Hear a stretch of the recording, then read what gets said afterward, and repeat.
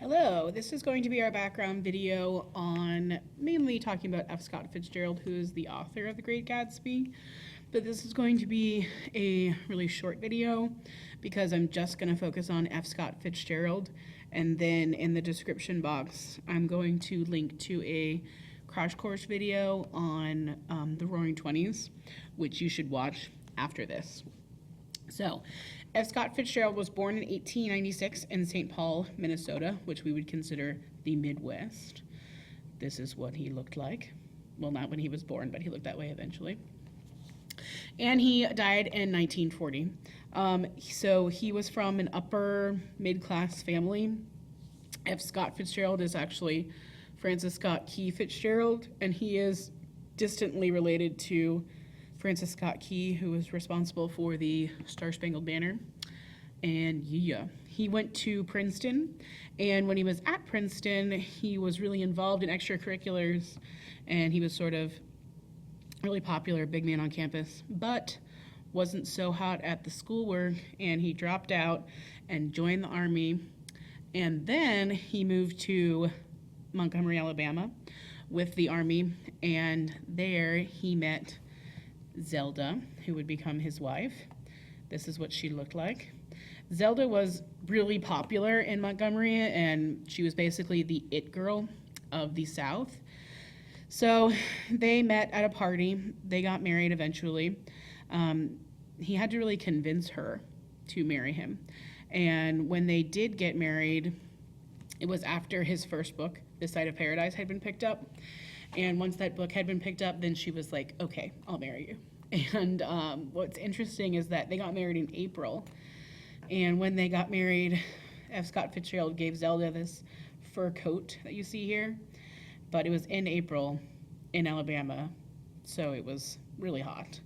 But this to her was a symbol of class and wealth, and she was all about it. So that's what they wore, or that's what she wore.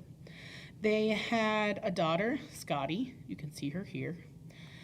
This is her grown up in about the 20s. She died in 1986. She was their only kid. And basically, they lived together as a family, and they moved around all over the place. They lived in Paris, they lived in France, they lived in different places along the East Coast and in the southern United States. But they never stayed anywhere for long. They really did live out of their suitcases. And Zelda was battling her own demons during this time. She was an artist, and she was also a writer, but she definitely was not as successful as her husband. And she had all sorts of mental illnesses, plaguing her. And she actually died in a mental hospital, and there was a fire there, and she died. They lived in Montgomery, Alabama when they were married for a short time. They lived there for about a year, and that's where Zelda is from and her family is from. And they lived in this house for a little bit longer than a year. Zelda wasn't even there the whole time because in that time she was also put in a mental care facility. But I was actually in Montgomery this summer, and I got to go and look at how they lived, and it's a really cool museum. It's the only museum in the world that's dedicated to F. Scott Fitzgerald and Zelda. So super interesting people. They were the it people of the 1920s. In the house, they have this journal that F. Scott Fitzgerald kept that was all about how much money he was bringing in. So super interesting stuff. What else do I want to say about F. Scott Fitzgerald? That is all I want to say. He died of a heart attack eventually. He was an alcoholic. He wrote things. The end. You're going to watch a video on the Roaring Twenties. Again, it's linked in the description. Click that and do it. You'll go over things like the timeline.